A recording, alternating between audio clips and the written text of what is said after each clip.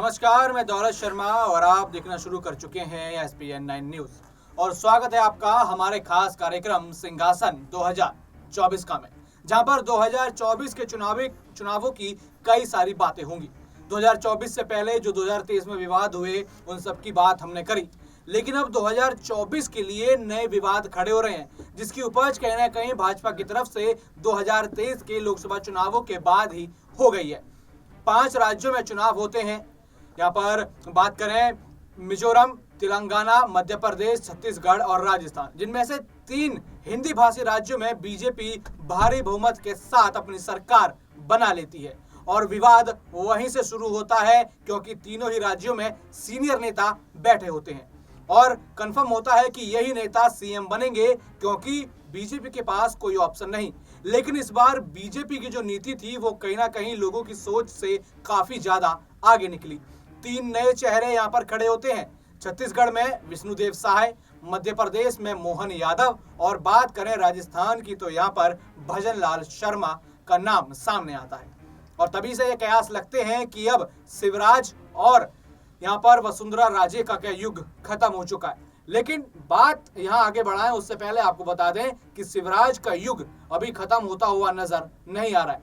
शिवराज सिंह चौहान को JP Nadda phone करते हैं और एक मीटिंग के लिए बुलाते हैं। उस मीटिंग के बाद हम देखते हैं शिवराज सिंह चौहान के तेवर बदले हुए नजर आते हैं। जो उनके बयान थे कि दिल्ली नहीं जाऊंगा, भले ही यहाँ मैं मरना पसंद करूंगा लेकिन कुछ मांगूंगा नहीं। हालांकि उन्होंने इस बार भी सामने से कुछ नहीं मांगा।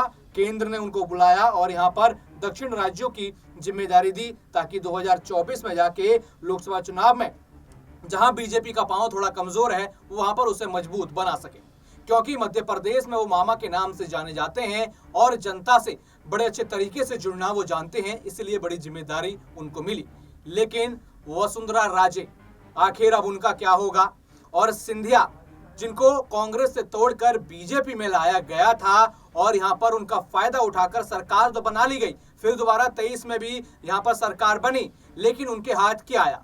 बात करें आज यहाँ पर मंत्रिमंडल विस्तार हुआ मध्य प्रदेश में और ज्योतिरादित्य सिंधिया के 3 करीबी नेताओं को ही यहाँ पर कैबिनेट में जगह मिलती है।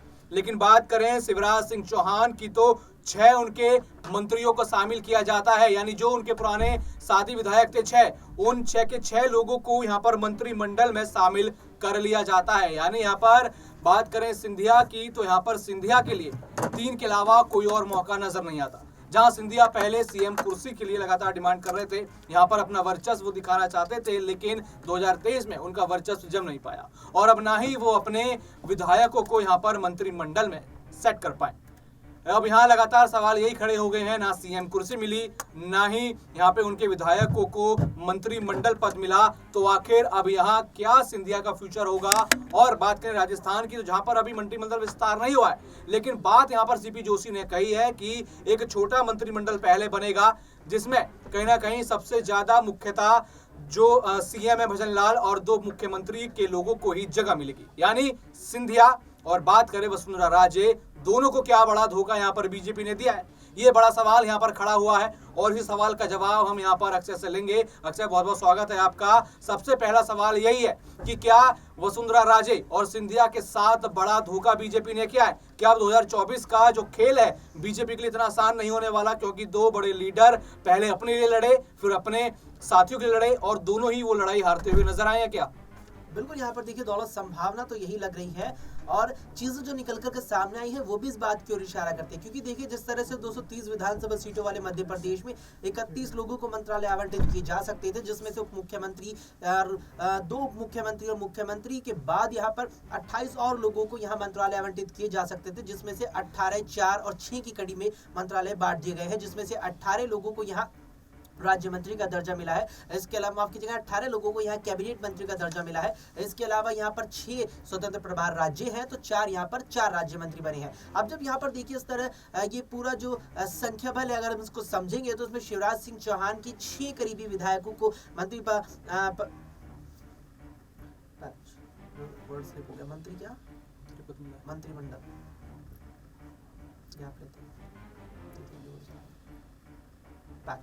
बिल्कुल यहाँ पर ये चीज इस तरह से ही नजर आती है, क्योंकि देखिए जिस तरह से हम यहाँ देखेंगे कि 28 लोगों को मंत्रालय आवंटित किए गए थे, जिसमें 2 उप मुख्यमंत्री और मुख्यमंत्री अलग थे, यानी कि 230 विधानसभा सीटों वाले मध्य प्रदेश में 31 लोगों को यहाँ मंत्रालय दिए जा सकते थे एक नियम के मुताबिक, जिसमें से मुख्यमंत्री और 2 उप मुख्यमंत्री के बाद 28 लोग बचते हैं और उन 28 में से 28 लोगों का चयन हो चुका है। अब उन 28 को अगर देखा जाए, उसमें 6 विधायक ऐसे रहे हैं जो शिवराज सिंह चौहान के करीबी थे, तो 3 विधायक यहाँ ज्योतिरादित्य सिंधिया के करीबी रहे। अब दोनों को लेकर के सवाल उठता है कि उन्हें क्या मिला। यहाँ पर ज्योतिरादित्य सिंधिया की बात आती है। ज्योतिरादित्य सिंधिया निश्चित रूप से वे व्यक्ति थे जो यहाँ कमलनाथ की सरकार से अलग होकर के 22 विधायक कमलनाथ से तोड़ करके बीजेपी में लाए और यहाँ शिवराज सिंह चौहान को चौथी मर्तबा 2020 में मध्य प्रदेश का मुख्यमंत्री बनाया। बीजेपी की एक बार फिर से मध्य प्रदेश में सरकार लाने में सबसे बड़ी भूमिका यहाँ शिवराज सिंह चौहान के बाद यहाँ पर ज्योतिरादित्य सिंधिया की रही थी। उन ज्योतिरादित्य सिंधिया को क्या मिला? उनके करीब के 3 विधायकों को यहाँ मंत्रिपरिषद में जगह दे दी गई, मंत्रिमंडल में जगह दे दी गई,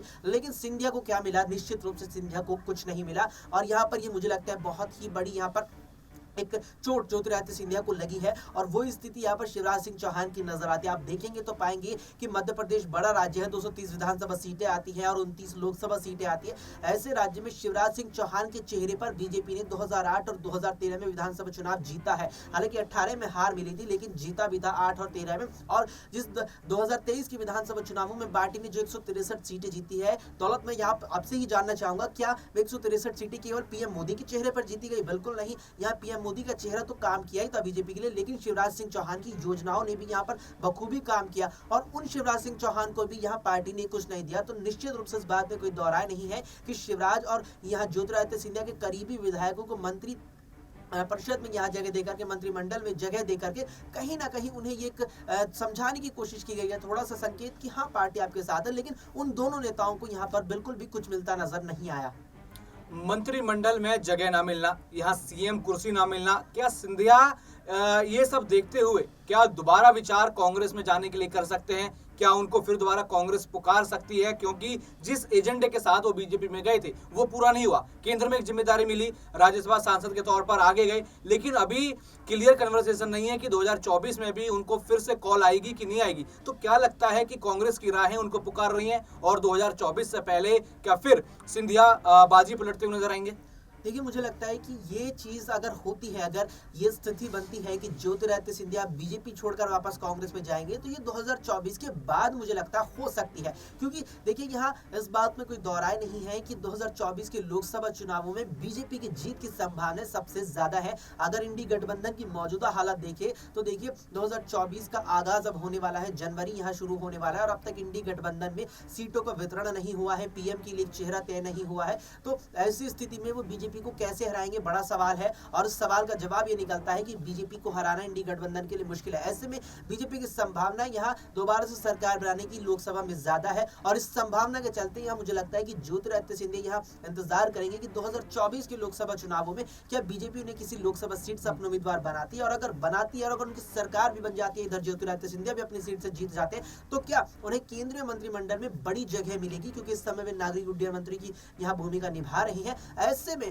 अगर सिंधिया यहाँ उतरते हैं चुनावी मैदान में, फिर उन्हें यहाँ पर पार्टी बड़ा पद नहीं देती है, अगर केंद्र में उन्हें और भी ऊंचा पद नहीं दिया जाता है, तो यहाँ पर संभावना है कि वे बीजेपी से बगावत करके यहाँ कांग्रेस में जा सकते हैं। क्योंकि देखिए जिस तरह से 2022 में उन्होंने कांग्रेस से 22 विधायकों के साथ बगावत की थी, तो यहाँ निश्चित रूप से कहीं ना कहीं ज्योतिरादित्य सिंधिया को भी संभावना थी कि जब अगर वे बीजेपी में जाएंगे, बीजेपी की सरकार बनाएंगे, 109 विधायक उस समय बीजेपी के मध्य प्रदेश में थे और कांग्रेस के 22 मिलाकर 131 हो गए थे, तो बहुमत का आंकड़ा जो बीजेपी ने पार यहाँ ज्योतिरादित्य सिंधिया की मदद से किया था। तो ऐसे में ज्योतिरादित्य सिंधिया को बड़ी और भी ज्यादा मुझे लगता है अच्छी जिम्मेदारी मिलनी चाहिए थी, फिर चाहे वो राज्य सरकार में हो चाहे केंद्र सरकार में, लेकिन ऐसा ज्योतिरादित्य सिंधिया को मिलता नजर नहीं आया। अब ऐसे में यही लगता है कि अगर यहाँ उन्हें लोकसभा चुनावों में किसी भी लोकसभा सीट से उम्मीदवार बीजेपी बनाती है और दोनों ही जीत जाते हैं, यानी कि अगर इधर सिंधिया भी अपनी सीट से जीतते हैं और बीजेपी भी अगर बहुमत का आंकड़ा 2024 के लोकसभा चुनावों में पार कर लेती है, और अगर उसके बाद ज्योतिरादित्य सिंधिया को बड़ी जिम्मेदारी तब नहीं मिलती है, तब संभावना है कि वे वापस से कांग्रेस का रुख कर सकते हैं। आखिर में बात यहाँ पर अगर वसुंधरा राजे की कर लें, तो क्या वसुंधरा राजे को भी यहाँ बड़ा झटका लगा है? उनकी प्रेशर पॉलिटिक्स हमने देखी है। चुनाव से पहले ही जो दबदबा उन्होंने बनाया था कि टिकट मिल जाए, टिकट मिल गई। उन्होंने जिसको चाहा उसको टिकट मिल गई। उसके बाद फिर दोबारा अपनी प्रेशर पॉलिटिक्स उन्होंने खेली गद्दी पाने के लिए, लेकिन वो गद्दी नहीं मिली, क्योंकि बीजेपी कहीं ना कहीं बड़े नेताओं से ज्यादा अपने भविष्य के जो है वोट बैंक को देख रही थी, इसलिए भजनलाल शर्मा का नाम सामने आया। तो क्या अब यहाँ पर अपनी गद्दी से हाथ धोने के बाद क्या वो अपनी यहाँ पर अपने जो समर्थक हैं उनसे भी विश्वास खो देंगी? क्योंकि यहाँ पर अभी तक ऐसी कोई बात सामने नहीं आई कि उनके जो उनकी चाहत है कि उनके पसंदीदा विधायक या फिर उनके समर्थक विधायक आगे बढ़े मंत्रिमंडल में, वो नहीं बढ़ेंगे। क्योंकि सीपी जोशी का बयान कहीं ना कहीं यही दर्शाता है कि सबसे पहले प्रमुखता यहाँ पर बीजेपी अपने वोट बैंक वाले विधायकों को देगी। तो क्या हम समझें यहाँ पर वसुंधरा का युग जो है खत्म हो गया, अब उनका प्रेशर पॉलिटिक्स जो है उनकी अब वो काम नहीं आएगी? देखिए यहाँ पर ये चीज़ मुझे लगता है कि वसुंधरा का रुख पर निर्भर करता है। आपने जिक्र किया यहाँ पर उनके दबाव का कि किस तरह से उन्होंने पार्टी आलाकमान पर दबाव बनाया कि जब चुनावी परिणाम में बीजेपी को 115 सीटें मिली तो यहाँ पर मुख्यमंत्री पद से वसुंधरा को बनाया जाए, कहीं ना कहीं वसुंधरा की इच्छा थी और ये मुझे लगता है कि जग जाहिर भी हुई थी। लेकिन कहीं ना कहीं पार्टी ने वसुंधरा को समझाया, वसुंधरा से कहीं ना कहीं एक बातचीत की और उस बातचीत के बाद निष्कर्ष भजनलाल शर्मा के रूप में पार्टी ने निकाल जरूर लिया। लेकिन वसुंधरा राजे को लेकर सवाल उठता है तो देखिए दौलत, यहाँ पर संभावना ये नजर आती है कि वसुंधरा राजे अगर पार्टी के साथ कदम से कदम मिलाकर चलेंगी तो निश्चित रूप से उन्हें यहाँ केंद्र में अच्छी जिम्मेदारी मिल सकती है। और देखिए मुझे लगता है केंद्र में जिम्मेदारी नहीं है, राज्यपाल भी वसुंधरा राजे को किसी अन्य बड़े राज्य का बनाया जा सकता है। जैसे कि हमने आनंदीबेन पटेल को देखा था जब प्रधानमंत्री नरेंद्र मोदी यानी कि मुख्यमंत्री नरेंद्र मोदी का, बल्कि मैं जिक्र करूँ तो शायद बेहतर रहेगा, 2014 तब जब वे गुजरात के मुख्यमंत्री बने, उसके बाद लोकसभा चुनाव बीजेपी ने जीता, हुए प्रधानमंत्री बने, तो गुजरात के मुख्यमंत्री का पद खाली हुआ। वहां पर आनंदीबेन पटेल ने बड़ी भूमिका निभाते हुए मुख्यमंत्री की जिम्मेदारी गुजरात की निभाई। इसके बाद जब एक दिग्गज नेत्री हो चुकी थी, कहीं ना कहीं उन्हें अब मुख्यमंत्री की कुर्सी से आगे करने की बारी आई तो बीजेपी ने उन्हें राज्यपाल बनाया। वर्तमान में वे देश के सबसे बड़े राज्य उत्तर प्रदेश की राज्यपाल है। ऐसे में वसुंधरा राजे को किसी न किसी बड़े राज्य के राज्यपाल की जिम्मेदारी भी मिल सकती है। इसके अलावा कहीं ना कहीं उन्हें राज्यसभा सांसद के लिए भी पार्टी मनोनीत कर सकती है। लेकिन यहाँ पर वसुंधरा राजे को पार्टी के साथ चलना होगा। आपने जिक्र किया वसुंधरा राजे की कहीं ना कहीं उस सख्त तेवर का, जो कहीं ना कहीं अगर हम कहें कि वसुंधरा राजे ने जो उनकी आंख दिखाई थी पार्टी आलाकमान को मुख्यमंत्री चेहरे को लेकर के, उस पर अब वसुंधरा राजे को पीछे हटना होगा। उस तरह का रुख अपना जो है वसुंधरा राजे को करने से बचना होगा और नरम रुख अख्तियार करते हुए पार्टी के कदम के साथ कदम मिलाने होंगे। तो यहाँ पर बीजेपी आलाकमान वसुंधरा को एक अच्छी और बड़ी जिम्मेदारी दे सकता है। यानी यहाँ पर वसुंधरा राजे को अपने जो सख्त तेवर हैं उनको नरम करना होगा, पार्टी गाइडलाइंस के अनुसार उनको चलना होगा, तभी यहाँ पर उनको या उनके समर्थक विधायकों को जगह मिल सकती है। क्योंकि ऐसा माना जा रहा है कि वसुंधरा राजे जैसी नेता है वो सिर्फ एक विधायक बनकर नहीं रह सकती, उनको पार्टी में जो है बड़ा पद चाहिए, उनको कोई बड़ी जिम्मेदारी चाहिए, तभी यहाँ पर उनका जो पद रहा है, जो उनकी गरिमा रही है, उसके साथ यहाँ पर जो है एक तरीके से इंसाफ होगा। ये बात लगातार कही जा रही है। तो देखना होगा, यहाँ पर मध्य प्रदेश में तो सिंधिया को झटका लग चुका है, बल्कि अब देखना होगा कि राजस्थान की राजनीति में क्या होता है, वसुंधरा राजे का फैसला क्या होगा, उनके समर्थक विधायकों को कितनी जगह मिलेगी, या फिर भजनलाल शर्मा जिस तरीके से उनका नाम वसुंधरा राजे ने आगे करा, क्या वो वसुंधरा राजे का साथ निभाते हुए उनके साथी विधायकों का नाम आगे करेंगे? बाकी और भी ऐसी खबरें जानने के लिए देखते रहिए SPN9 न्यूज। धन्यवाद।